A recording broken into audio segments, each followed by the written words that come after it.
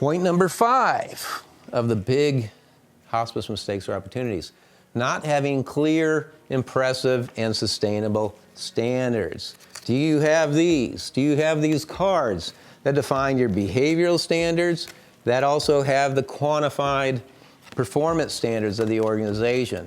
Again, we've got tons of them that, we can send things out with all the MVI goodies that we produce.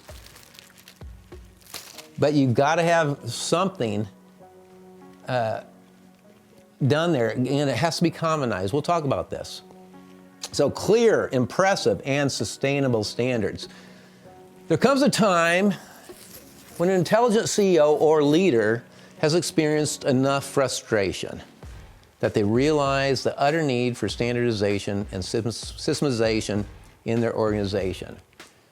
Again, nobody can say when that enough is, but when you've hit it and you go, we got to be doing things different. And Multiview is all about standardization. We've been Six Sigma deep for many, many, many years, and these world-class organizations. And what are they doing?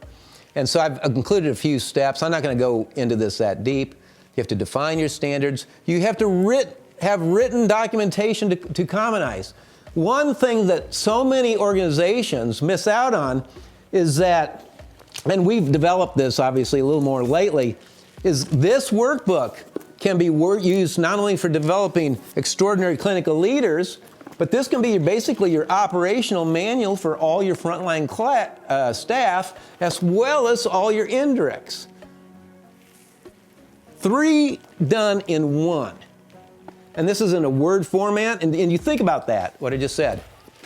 It simplifies things. First of all, you have one manual, so your leaders, your 70%ers, are being trained up, because you have to have it written down to commonize the material.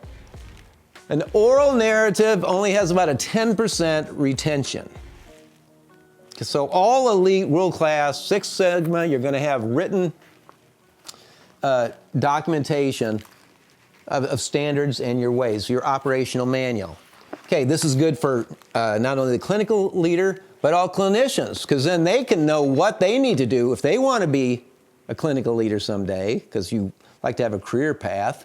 And they can hold their leader accountable for the methods of the organization so you don't end up in the ditch.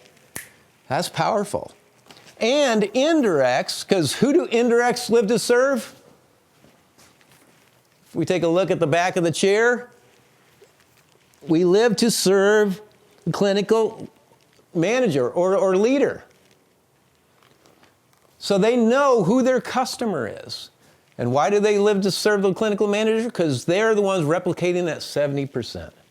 That's why this makes so much sense.